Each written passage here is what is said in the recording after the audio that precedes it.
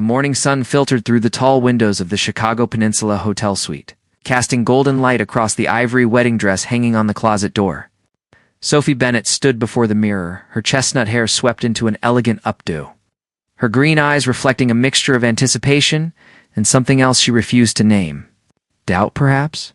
Or maybe just the normal jitters that came with marrying one of Chicago's wealthiest businessmen.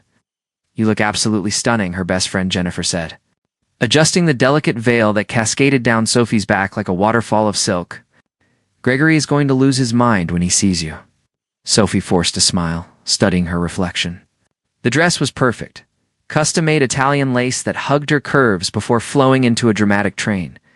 Everything about this day was perfect. Too perfect, maybe. She had spent the last 18 months planning this wedding with the precision she brought to her job as an event coordinator. Every detail had been carefully orchestrated. From the orchid centerpieces to the 12-piece orchestra that would play during the reception, but perfection felt hollow somehow, like a beautiful shell with nothing inside. "I still can't believe you're marrying Gregory Walsh," Jennifer continued, fluffing the train of the dress. 2 years ago, you were eating ramen noodles in your tiny apartment, and now you're about to become Mrs. Gregory Walsh? It's like a fairy tale." Sophie's smile tightened. Fairy tales were supposed to feel magical, weren't they? Instead, she felt like an actress preparing for the performance of her lifetime. Gregory was handsome, successful, and generous. He treated her well, showered her with gifts, and introduced her to a world of luxury she had never imagined. He was everything a woman should want. So why did her heart feel so empty? The answer came to her unbidden, as it always did when she let her guard down. Nathan Sterling, with his storm gray eyes and infectious laugh. Nathan, who had kissed her under the stars during their college years and promised her the world. Nathan, who had disappeared from her life 5 years ago without explanation, leaving only a brief note that said he had to let her go. "Sophie, are you okay?" Jennifer's concerned voice pulled her back to the present. "Yes, sorry. Just thinking." Sophie shook her head, banishing the ghost of her past. Nathan was gone. This was her life now, her choice.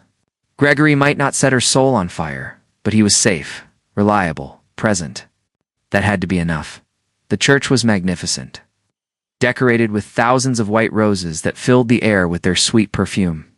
As Sophie stood in the vestibule, her arm linked through her father's, she could hear the orchestra beginning the processional. Through the open doors, she could see the rows of guests. Chicago's elite gathered to witness the union of Sophie Bennett and Gregory Walsh. Her father squeezed her hand. "You sure about this, sweetheart?" Sophie looked up at him, surprised by the question. Her father, usually so practical and supportive of her decisions, had a worried expression on his weathered face. "Dad, I just want you to be happy," he said quietly. "Really happy, not just comfortable." Before Sophie could respond, the wedding coordinator signaled that it was time. The music swelled, the guests rose to their feet, and Sophie took her first. Stepped down the aisle toward her future. She never made it to the altar. Everything happened in a blur of motion and confusion. Sophie was halfway down the aisle, her eyes fixed on Gregory's proud smile, when the side doors of the church burst open. Men in dark suits swarmed in, moving with military precision. Guests screamed, some diving under pews, others frozen in shock. Sophie felt strong arms wrap around her waist, lifting her off her feet. She tried to scream, but a hand covered her mouth gently but firmly. She was being carried backward, away from Gregory, away from her wedding, away from everything she had planned. "Don't struggle," a voice whispered in her ear. A voice that sent electric shocks through her entire body because she knew that voice had heard it in her dreams for 5 years. "I'm not going to hurt you, Sophie. I promise." The world spun as she was rushed through the side door into a waiting black SUV. The door slammed shut. The vehicle accelerated away from the church, and Sophie found herself pressed against the leather seat.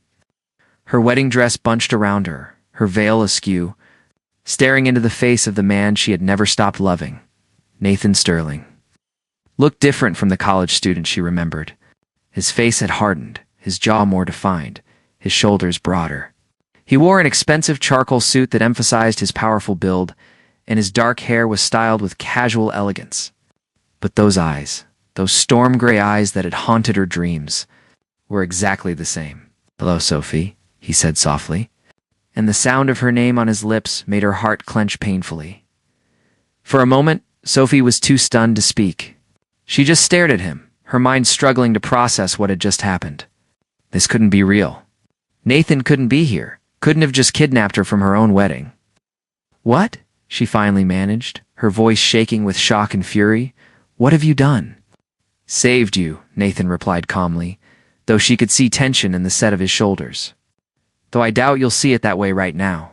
Saved me. Sophie's voice rose to a near shriek. You just kidnapped me from my wedding. Do you have any idea what you've done? Gregory will call the police. They'll hunt you down. Let them try. Nathan's expression remained infuriatingly calm. By the time anyone figures out where we're going, we'll be long gone. Sophie lunged toward the door handle, but Nathan caught her wrist gently. The touch of his skin against hers sent electricity racing up her arm, and she hated herself for that reaction. Don't, he said. We're going 70 miles an hour on the highway.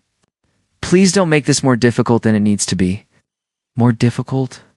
Sophie jerked her hand away from his touch, pressing herself against the opposite side of the vehicle. You kidnapped me, Nathan. On my wedding day? How could this possibly be more difficult? I know you're angry, Nathan began. Angry? Sophie laughed, a harsh sound that bordered on hysteria. I'm beyond angry. I'm furious. I'm confused. I'm terrified. And I can't believe you're sitting there acting like this is somehow normal. Nathan leaned back against his seat, studying her with those penetrating gray eyes. I had my reasons. Your reasons? Sophie's hands clenched into fists in her lap, crushing the delicate lace of her dress. What possible reason could you have for ruining my life? Again, something flickered across Nathan's face at that last word. Pain, maybe, or regret. But it was gone so quickly Sophie couldn't be sure. Gregory Walsh is not who you think he is, Nathan said carefully. He's dangerous, Sophie. More dangerous than you can imagine. That's ridiculous. Gregory is a respected businessman. He owns half of Chicago's commercial real estate. He's on the board of 3 charities. He's a criminal, Nathan interrupted, his voice hard. He launders money for some very bad people, Sophie. Drug cartels, human traffickers, arms dealers. That real estate empire of his? It's built on blood money. Sophie stared at him, her mouth open in shock. That's insane. You're lying. I wish I were.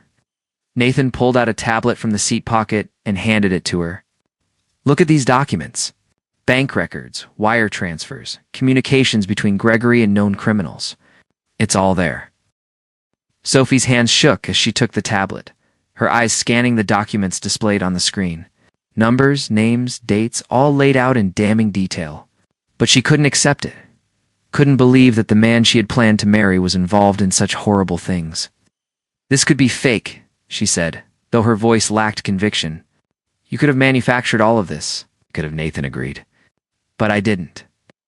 I've spent the last 2 years investigating Gregory Walsh, gathering evidence, building a case against him. And in the process, I discovered something that made my blood run cold. He paused, and Sophie saw genuine fear in his eyes, for the first time since he had taken her. He knows about us, Nathan continued. About our past, about what we meant to each other. And he's been using you, Sophie. Using you to get to me. Sophie felt the blood drain from her face. What are you talking about? Gregory doesn't even know you exist. He knows more than you think. Nathan's jaw tightened. Tell me something. How did you meet Gregory? Sophie's mind raced back to that night 18 months ago. She had been working a corporate event at one of the city's premier hotels. Gregory had been one of the attendees, charming and attentive. He had asked her out for coffee the next day, and their relationship had developed from there. I met him at an event, she said slowly. I was working, he was attending. An event that he specifically requested you coordinate, Nathan said. He knew who you were before you ever spoke to him, Sophie. He sought you out deliberately. The pieces were starting to fit together in a pattern that made Sophie's stomach churn. But why? Why would he do that? Nathan reached out and took her hand, and this time she didn't pull away. Because 5 years ago, I had to make the hardest choice of my life. I had to walk away from you to keep you safe. Gregory Walsh was threatening to destroy everyone I loved if I didn't back down from exposing his operations. So I left, disappeared, let him think he had one. You left me because of Gregory? Sophie's voice was barely a whisper. I left you because I loved you too much to let you get hurt. Nathan's thumb traced circles on the back of her hand. But I should have known that men like Gregory never really let go of a grudge. He's been watching you all this time, waiting for the perfect moment to use you as leverage against me. Sophie's world tilted on its axis. Everything she thought she knew was crumbling around her. I don't understand. If he wanted to use me against you, why marry me? Because a wife has certain legal protections, Nathan explained. Access to information, inability to testify against a spouse, and because he knew that seeing you marry another man would destroy me in a way that no other revenge could. The SUV turned onto a private road, climbing into wooded hills. Sophie barely noticed the changing landscape outside the windows. Her mind was reeling, trying to process everything Nathan had told her. Where are you taking me? She asked finally. Somewhere safe. Somewhere Gregory can't reach you until I can finish what I started 5 years ago. Nathan met her eyes. I'm going to take him down, Sophie. I'm going to make sure he pays for everything he's done. But I need you to trust me. Sophie looked at him, at the man who had been her first love, her greatest heartbreak, and now her kidnapper. The logical part of her brain screamed that she should be terrified, should be planning her escape. But another part, the part that had never stopped loving Nathan Sterling despite 5 years of silence, wanted desperately to believe him. Trust you? She repeated. You disappeared from my life without explanation. You let me think you didn't love me anymore. You just kidnapped me for my wedding. And now you want me to trust you? Nathan's expression softened. She saw the boy she had fallen in love with beneath the hardened exterior of the man he had become. I know I have no right to ask. But Sophie, I have never stopped loving you. Not for a single day in the last 5 years. Everything I've done, every choice I've made, has been to keep you safe and to create a world where we could be together without fear. The SUV came to a stop in front of a modern glass and timber house nestled in the mountains. Through the windows, Sophie could see stunning views of the Berkshire Hills stretching into the distance. Nathan opened the door and stepped out, then turned to offer her his hand. Sophie sat motionless, her wedding dress pooled around her, her mind a chaos of conflicting emotions. She could refuse to get out. She could demand he take her back to Chicago. She could cling to the life she had planned, the safe and predictable future with Gregory Walsh. Or she could take Nathan's hand and step into the unknown. Trusting the man who claimed to have loved her all along, Sophie looked at his outstretched hand. Then, up at his face, seeing the hope and fear warring in his expression. And in that moment, she realized that despite everything, despite the kidnapping and the revelations and the shattered plans, some part of her had been waiting 5 years for exactly this moment. She placed her hand in his and stepped out into her new reality. The house was stunning. All clean lines and floor-to-ceiling windows that brought the forest inside. Sophie stood in the vast living room, still in her wedding dress, feeling completely out of place. The afternoon sun streamed through the glass walls, illuminating dust motes that danced in the air like tiny spirits. Everything about this moment felt surreal, like she had stepped through a portal into an alternate universe where nothing made sense. Anymore, Nathan moved through the space with familiar ease. Clearly comfortable in these surroundings, he poured 2 glasses of water from a kitchen, looked like something out of an architectural magazine, and brought one to Sophie. She took it mechanically, her hands still trembling slightly from the adrenaline coursing through her system. I know this is overwhelming, Nathan said, setting his own glass down on a sleek coffee table, but you're safe here. This property is registered under a shell corporation that can't be traced back to me. Gregory won't find you, safe, Sophie repeated, the word tasting strange in her mouth. She set down her water and turned to face him fully, years of hurt and confusion finally boiling over. You keep using that word like it explains everything. Like it justifies kidnapping me from my own wedding and bringing me to the middle of nowhere. It does justify it, Nathan said firmly, his gray eyes intense. If you had married Gregory today, you would have been in danger.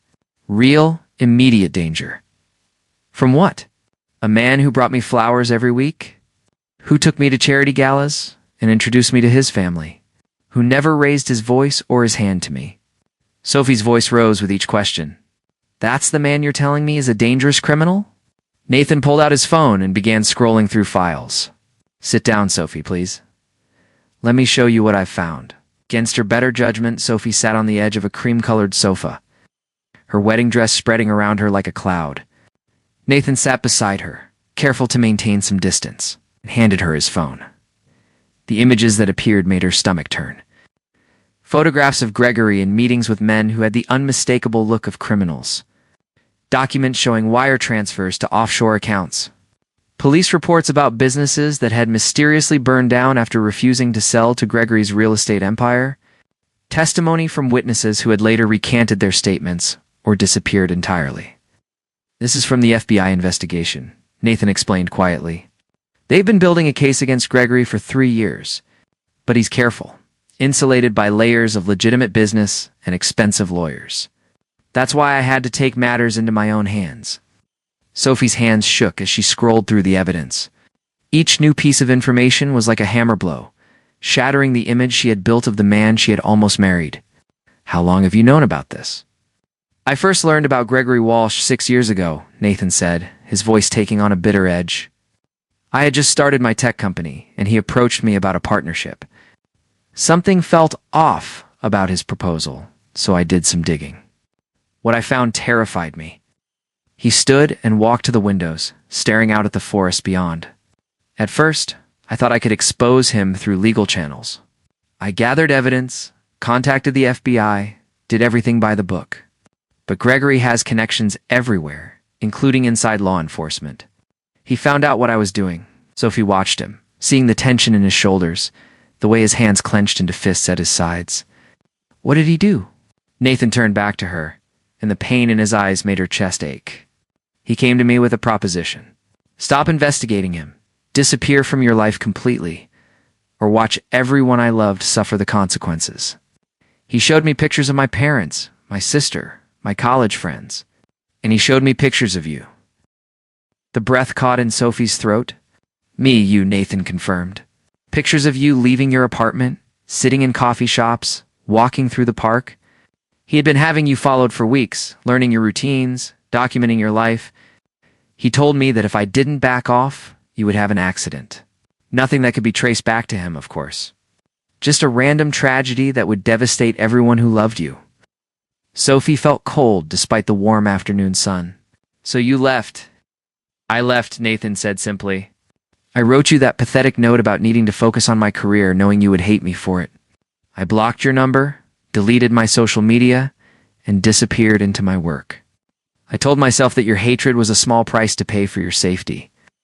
I didn't hate you, Sophie whispered. I was heartbroken. I spent months trying to figure out what I had done wrong, what had changed between us. You did nothing wrong, Nathan said fiercely, moving back to sit beside her. Everything that happened was my fault. I should have found another way, should have been stronger, should have trusted you with the truth instead of just vanishing. Sophie looked down at her hands, twisted together in her lap. And then Gregory found me, and then Gregory found you, Nathan echoed. I didn't know about it at first. I had buried myself in work, building my company, trying to forget the woman I loved. Then, about 2 years ago, a friend sent me a link to a Society page article about Chicago's most eligible bachelor Gregory Walsh and his new girlfriend. A talented event coordinator named Sophie Bennett pulled up a photo on his phone and showed it to Sophie. She remembered that night clearly. It had been one of Gregory's charity events, and the photographer had caught them dancing together. Sophie looked happy in the picture, smiling up at Gregory. But now, looking at it with new eyes, she could see the calculation in Gregory's expression. The way he held her like a possession rather than a partner. I nearly lost my mind when I saw that photo, Nathan continued. I couldn't believe the coincidence. But the more I investigated, the more I realized it wasn't a coincidence at all. Gregory had sought you out deliberately. He knew exactly who you were and what you meant to me. But how? Sophie asked. We were so careful back then. We didn't post about our relationship online, didn't broadcast it to the world. Nathan smiled sadly. We weren't as subtle as we thought. Remember that weekend we spent at my family's cabin in Wisconsin? The one where I told you I loved you for the first time? Sophie nodded, the memory still vivid, despite the years that had passed. They had spent 3 perfect days hiking, cooking together, and talking about their dreams for the future.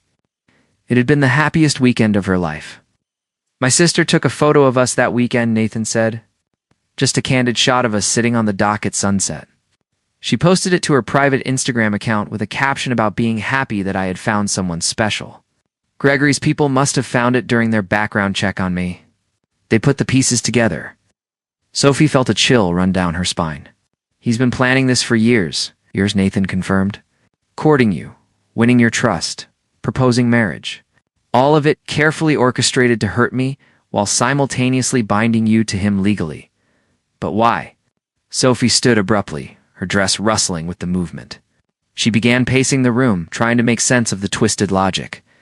Why go to such elaborate lengths? If you wanted revenge on you for investigating him, there are simpler ways. Because I didn't just stop investigating him, Nathan said. After I left you, I channeled all my pain and anger into bringing Gregory down. I went deeper underground, built connections with international law enforcement, and started gathering evidence that even his expensive lawyers couldn't dismiss. 6 months ago, I delivered a complete dossier to the FBI that linked him to 17 different criminal organizations. Nathan stood and walked to a desk in the corner of the room. He pulled out a thick folder and brought it to Sophie. Gregory knows his empire is crumbling. The FBI is closing in, his business partners are getting nervous, and his protection is eroding. Marrying you was his insurance policy. Insurance? Sophie opened the folder, seeing page after page of legal documents. If he married you, he could claim that any evidence I brought against him was fabricated out of jealousy, Nathan explained. A jilted ex-boyfriend trying to ruin his former girlfriend's happiness. It would cast doubt on everything I've worked to build. Plus, as his wife, you couldn't be compelled to testify against him. Sophie sank back onto the sofa, the folder falling from her nerveless fingers. I was a pawn. In both of your games, I was just a pawn. No, Nathan said sharply, dropping to his knees in front of her. You were never a pawn to me, Sophie. You were everything. You are everything. Every decision I made was to protect you, not to use you. But you didn't trust me enough to let me make my own choices, Sophie said, tears finally spilling down her cheeks. You decided what was best for me, without even asking what I wanted. Case's face crumpled. You're right. I was arrogant and stupid and terrified of losing you. But Sophie, if I had told you the truth 5 years ago, what would you have done? Sophie opened her mouth to answer, then closed it again. Because she knew exactly what she would have done. She would have insisted on staying with Nathan, on facing the danger together. She would have believed that love could conquer anything, that they could outsmart Gregory Walsh and his criminal connections, and she probably would have gotten herself killed. That's what I thought, Nathan said softly, reading her expression. You would have tried to be brave, tried to stand with me against someone who has no conscience and unlimited resources, and Gregory would have hurt you just to prove a point. Sophie wiped her tears away with shaking hands. So what now? You've kidnapped me from my wedding, revealed that my fiancé is a criminal mastermind, and brought me to a secret hideaway in the mountains. What's your endgame here, Nathan? I keep you safe while the FBI executes their raid, Nathan said. They're moving against Gregory tonight. By tomorrow morning, he'll be in custody, and you'll be free to return to your life. Return to what life? Sophie laughed bitterly. My apartment is probably packed up by now, since I was supposed to move into Gregory's penthouse after the honeymoon. My job is gone because I was planning to quit and focus on charity work. My friends and family think I've lost my mind or been murdered. What life am I supposed to return to? Nathan reached for her hands, but she pulled them away. I'll help you rebuild. Whatever you need, I'll provide it. Money, connections, a new apartment, anything. I don't want your money, Sophie said coldly. I don't want your guilt or your protection or your grand gestures. I just want the truth. No more secrets. No more decisions made for my own good without my input. Nathan sat back on his heels, studying her face. What do you want to know? Everything, Sophie said. Start with why you really left me 5 years ago. The whole story, not just the sanitized version where you're the noble hero protecting the helpless woman. Nathan winced at her tone but nodded. Okay, the truth is that I was terrified. Gregory didn't just threaten you. He showed me what he was capable of. There was a journalist who had been investigating his operations, a man named David Chen. David had a wife and 2 young daughters. He paused, his face going pale. Gregory's people burned down their house while the family slept inside. Made it look like an electrical fire. David and his wife died, but the daughters survived. Gregory sent me photos of those little girls in the hospital, covered in bandages, and told me that was what happened to people who got in his way. Sophie's hand flew to her mouth. Oh my God. I couldn't let that happen to you, Nathan continued, his voice rough with emotion. I couldn't risk your life just because I was too proud or too stubborn to back down. So I made the choice to hurt you in a way that would keep you alive. I told myself that you would get over me eventually, find someone better, live a happy life.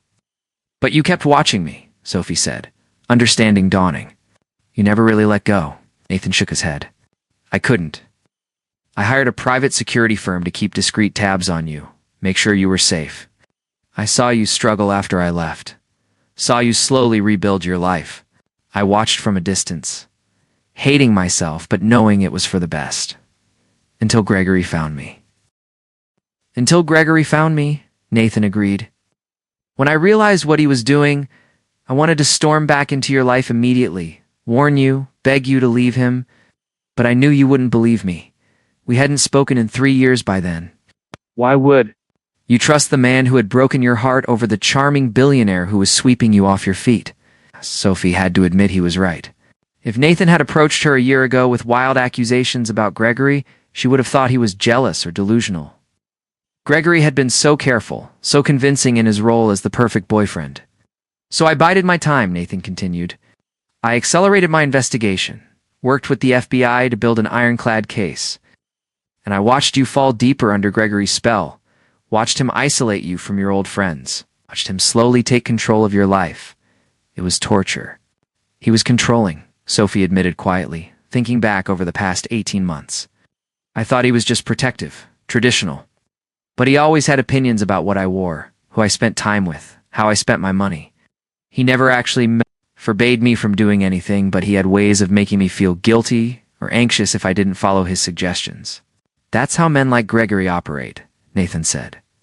They don't need to use obvious force. They manipulate and gaslight and gradually erode your sense of self until you don't even realize you're trapped. A sudden thought struck Sophie. My father. He asked me this morning if I was sure about the wedding. Seemed worried. Did you talk to him? Nathan had the grace to look embarrassed. I sent him an anonymous package 2 weeks ago. Nothing detailed. Just enough information to raise questions about Gregory's business practices. I was hoping he might convince you to postpone the wedding by me more time to execute the FBI operation. You manipulated my father, Sophie said flatly. I gave him information he deserved to have before his daughter married a criminal, Nathan corrected. I'm sorry I couldn't be more direct, but I was running out of options. The FBI wasn't going to wait much longer, and I couldn't let you become Gregory's wife. Sophie stood and walked to the windows, looking out at the forest that surrounded the house. Birds flitted between the trees, and somewhere in the distance, she could hear running water. It was peaceful here, isolated from the chaos of her former life. What happens now? She asked without turning around. You said the FBI is raiding Gregory's properties tonight. What does that mean for us? It means that by tomorrow morning you'll be free, Nathan said. Free from Gregory, free from this house, free from me if that's what you want.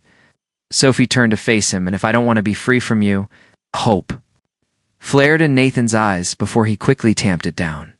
Sophie, don't make any decisions right now. You're in shock. You've been through a traumatic experience. Need time to process everything that's happened. Not telling me what I need, Sophie said, moving toward him. Stop making decisions for me. I'm a grown woman, Nathan. I'm capable of knowing my own mind. I know that, Nathan said. But I also know that Stockholm Syndrome is real, and that you're vulnerable right now, and that I've already hurt you enough without taking advantage of your confusion. Sophie stopped directly in front of him, so close she could see the flecks of blue in his gray eyes. You want to know what I'm confused about? I'm confused about why the man I loved more than anything in the world thought so little of me, so that he couldn't trust me with the truth. I'm confused about how I could have spent 18 months with Gregory and never seen the monster underneath. But I'm not confused about one thing. What's that? Nathan's voice was barely a whisper. I'm not confused about the fact that when you walked into that church and took me away, part of me was relieved, Sophie admitted. Part of me had been waiting for exactly that to happen, for someone to give me permission to stop pretending I was happy. Sophie's breath caught. Sophie.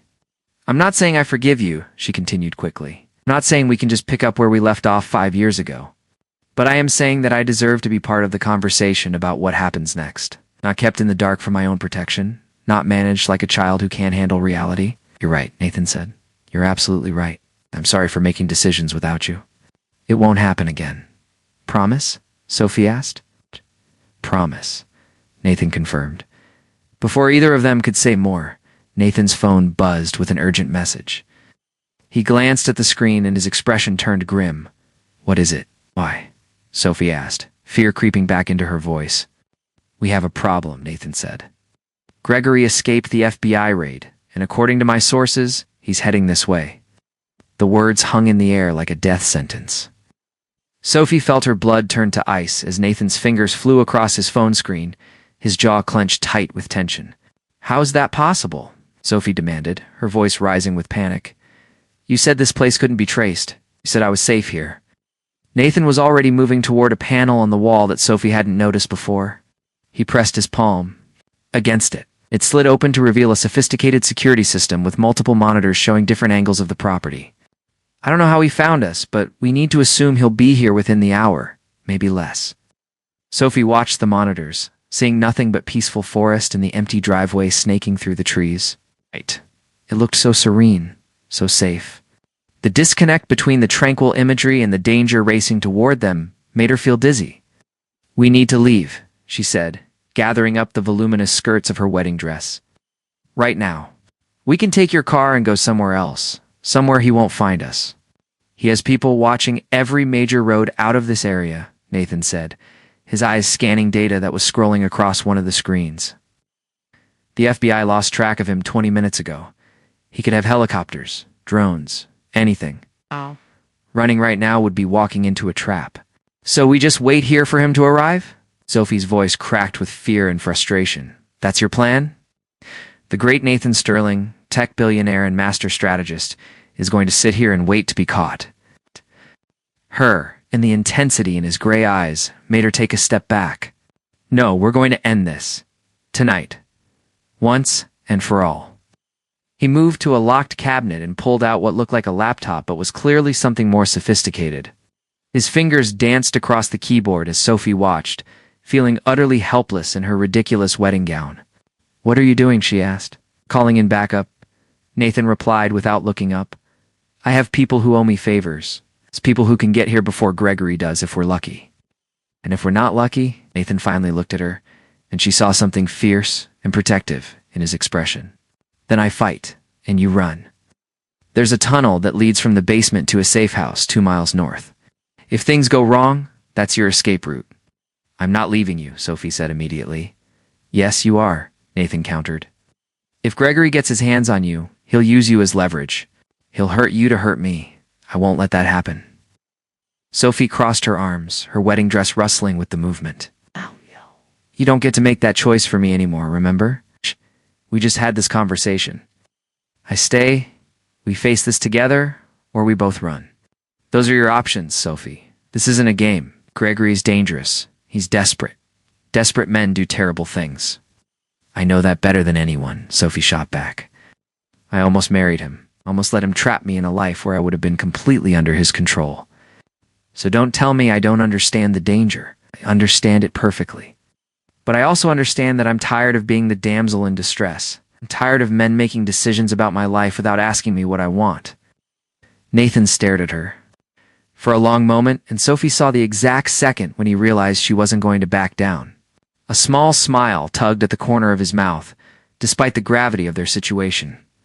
You've changed, he said softly. You're stronger than you were 5 years ago. I had to be, Sophie replied. After you left, I had to rebuild myself from nothing. I learned that I don't need a man to save me. That doesn't mean I don't want a partner to stand beside me. Before Nathan could respond, an alert sounded from the security system. Both of them turned to the monitors, where 3 black SUVs were visible approaching the property on the access road. That was fast, Nathan muttered, his expression darkening. Too fast. He must have known where we were before I even brought you here. The implication hit Sophie like a physical blow. You have a leak. Someone on your team told Gregory about this place. It's the only explanation, Nathan agreed grimly. He pulled out his phone and made a quick call. The backup isn't going to get here in time. We need a new plan. Sophie's mind was racing, years of coordinating complex events kicking into high gear. How many people does he have? Based on the vehicles, probably 10 to 12 men, Nathan said. Watching the monitors as the SUVs pulled up to the house, and armed men began emerging. And you have weapons here? Nathan nodded toward the cabinet he had opened earlier. Enough to make a stand, but not enough to win against those numbers. Sophie studied the monitors, an idea forming in her mind. What if we don't fight them? What if we give them what they want?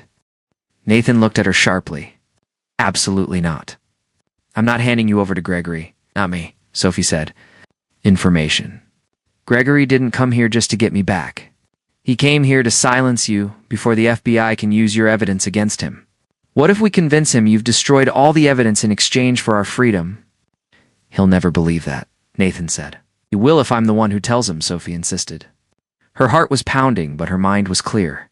This was the kind of high-stakes negotiation she had handled dozens of times in her event planning career, just with slightly higher consequences.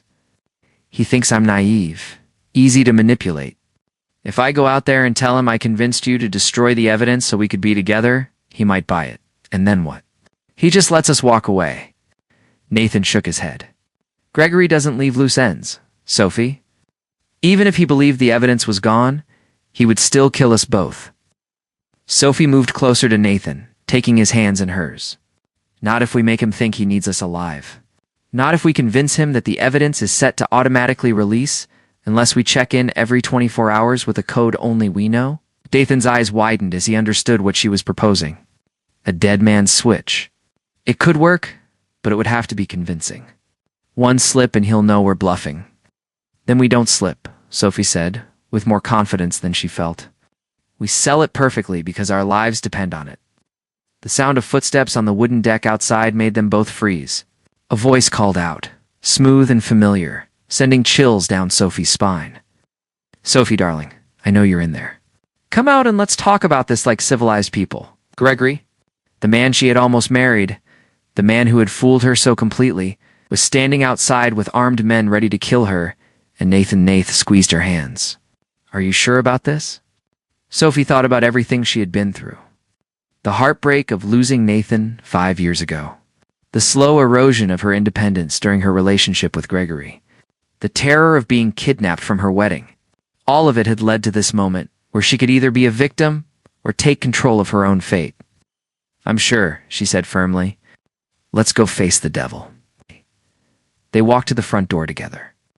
Nathan opened it slowly, keeping Sophie slightly behind him despite her protests. Gregory stood on the deck, immaculate in a tailored suit, flanked by 4 armed men. His handsome face wore an expression of concern that Sophie now recognized as completely fake. Sophie, thank God you're all right, Gregory said, taking a step forward. His men moved with him, hands on their weapons. When this lunatic kidnapped you from our wedding, I thought I'd lost you forever. She knows, Nathan said flatly. She knows everything about you, Gregory. The money laundering, the connections to cartels, all of it. Oh, Gregory's mask slipped for just a moment, revealing the cold calculation underneath. I'm sure this man has filled your head with all sorts of lies, darling. He's obsessed with you. He's been stalking you for years. That's why I had to take precautions. Protect you from his delusions. Sophie stepped forward, moving out from behind Nathan's protective stance. He showed me the evidence, Gregory. Bank records, wire transfers, testimony from witnesses. I saw everything. It's evidence that can be fabricated, Gregory said smoothly, but his eyes had gone hard. Evidence that means nothing without context. The FBI seems to think it means quite a lot, Sophie said. That's why they raided your properties tonight. That's why you're here instead of turning yourself in like an innocent man would. Gregory's pleasant expression vanished completely, replaced by something ugly and dangerous. So that's how it is. You choose him over me. After everything I've done for you, everything I've given you. You didn't give me anything, Sophie said, her voice steady despite her racing heart. You tried to buy me, control me, use me. But I'm not for sale, Gregory. And I'm definitely not going to be your insurance policy against prosecution. Gregory pulled a gun from inside his jacket. And suddenly all his men had their weapons drawn and pointed at Nathan and Sophie. You stupid girl. I could have given you the world. Instead, you're going to die in the middle of nowhere with your pathetic excuse for a boyfriend. Shoot us, and the evidence goes public immediately, Nathan said calmly. Though Sophie could feel the tension radiating from him, I set up a dead man's switch. If I don't enter a code every 24 hours, everything I've collected on you gets sent to every major news outlet, law enforcement agency, and criminal organization you've ever wronged. Your life will be over. Gregory studied Nathan carefully, trying to determine if he was bluffing. Show me. Nathan pulled out his phone slowly and opened an app. Sophie caught a glimpse of what looked like a countdown timer set for 23 hours and 17 minutes. He had actually set up the dead man's switch while she had been changing out of her wedding dress earlier. See for yourself, Nathan said, holding up the phone. Kill us, and you become the most wanted man in America within hours. You'll have both law enforcement and your former partners hunting you down. Gregory's hand tightened on his gun, and for a terrible moment, Sophie thought he might shoot them anyway out of pure rage. But then, his expression cleared, and he laughed, a cold sound that had no humor in it. Clever, he admitted. Very clever. So what do you want? Money? A head start? What's the price for my freedom? We want you to turn yourself in, Sophie said. Cooperate with the FBI. Tell them everything you know about your criminal partners. In exchange, Nathan won't release the additional evidence he's gathered. The evidence that would ensure you never see the light of day again. You want me to become a rat? Gregory said flatly. We want you to face justice, Nathan corrected. You've hurt too many people, destroyed too many lives.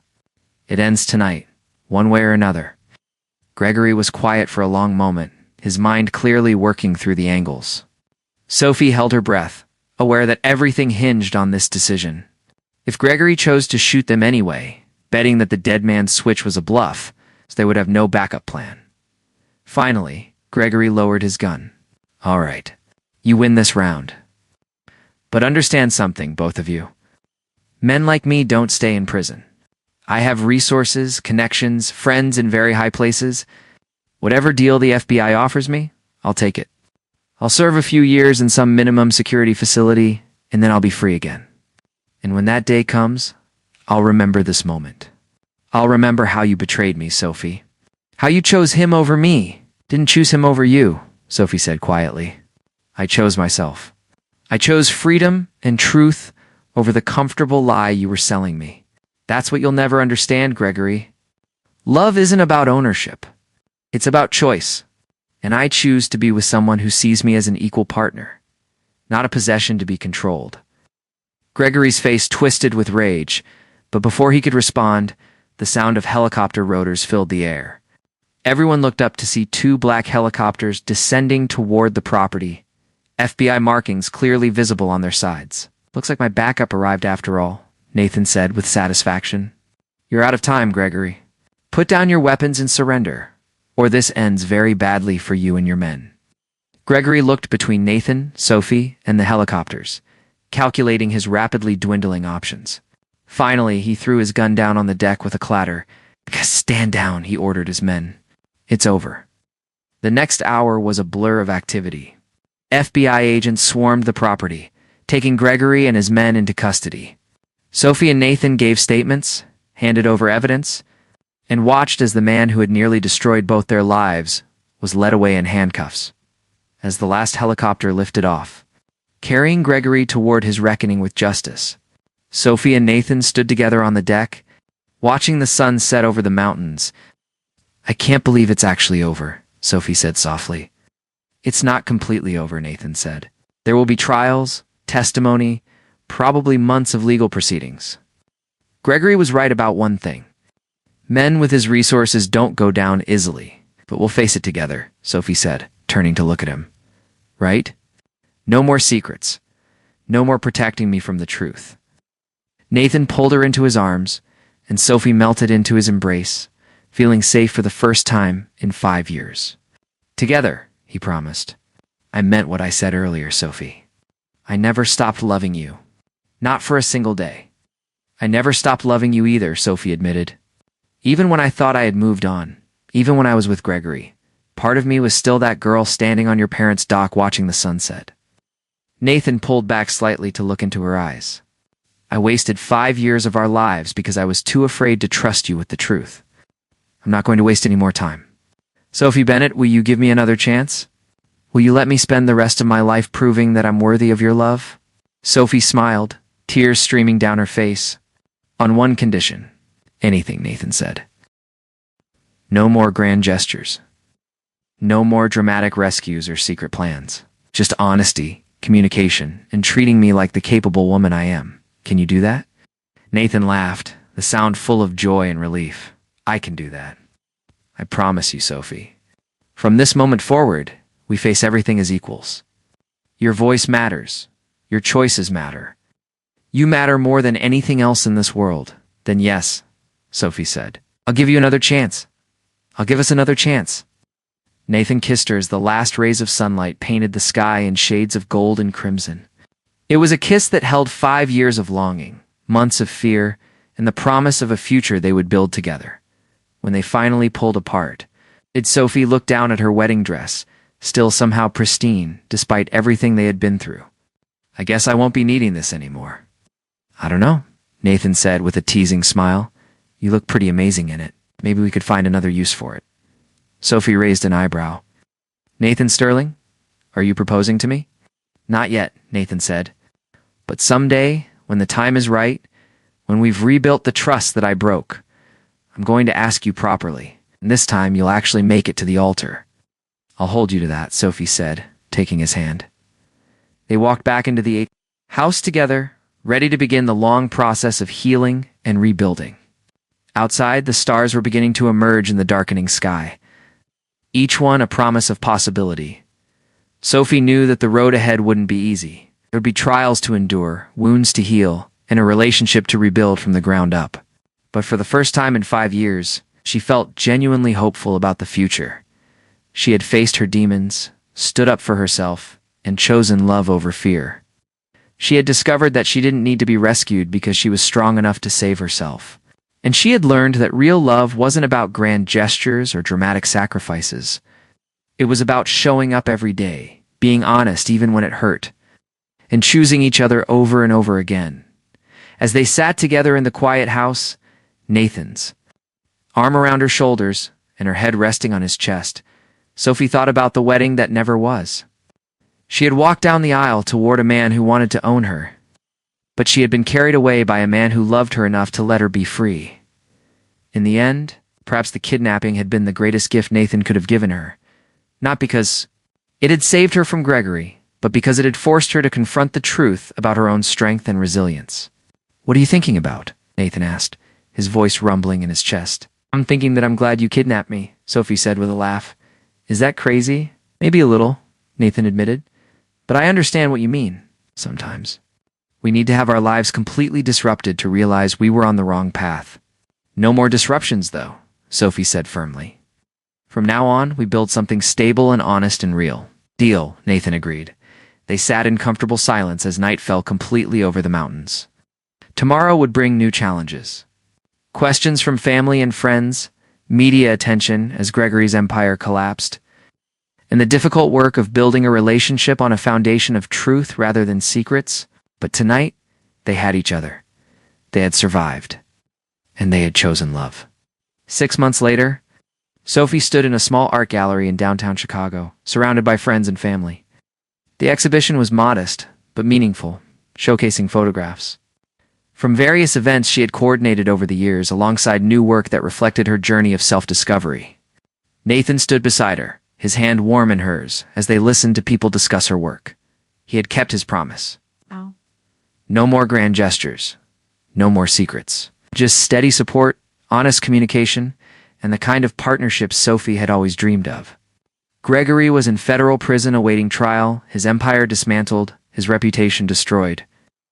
The FBI had offered him a deal in exchange for testimony against his criminal associates. But the case against him was so strong that even with cooperation, he was looking at decades behind bars. Sophie no longer feared him. She had testified before the grand jury with her head held high, reclaiming the narrative of her own life. As the evening wound down and guests began to leave, Nathan pulled Sophie aside to a quiet corner of the gallery. "I have something for you," he said, pulling a small box from his pocket. Sophie's heart skipped a beat. "Nathan, this isn't what you think?" he said quickly. "We agreed we'd take our time, and I meant that. This is something else." He opened the box to reveal a delicate silver bracelet with a single charm, a tiny compass. "I wanted you to have this," Nathan explained, as he fastened it around her wrist. "As a reminder that you always know which direction you need to go. You don't need me or anyone else to guide you. You have your own internal compass, your own strength. I'm just grateful that your path is crossed with mine again." Sophie looked at the bracelet, then at Nathan, and felt her eyes fill with tears. "It's perfect. You're perfect," Nathan said softly. "And when the time comes, when we're both ready, I'm going to ask you to marry me properly. No kidnapping required." Sophie laughed through her tears. "I'm going to hold you to that." As they left the gallery together, walking hand in hand through the Chicago streets where their story had begun so many years ago, Sophie felt a sense of peace she had never known before. She had been kidnapped on her wedding day only to discover that the man behind it was the billionaire she had once loved. But more importantly, she had discovered her own strength, her own voice, her own ability to choose the life she wanted to live. And in the end, that was the greatest love story of all. The compass charm caught the streetlight as they walked, right, pointing steadily forward toward a future built on truth, trust, and the kind of love that sets you free rather than holding you captive. Sophie smiled and squeezed Nathan's hand. She was exactly where she was meant to be. The end.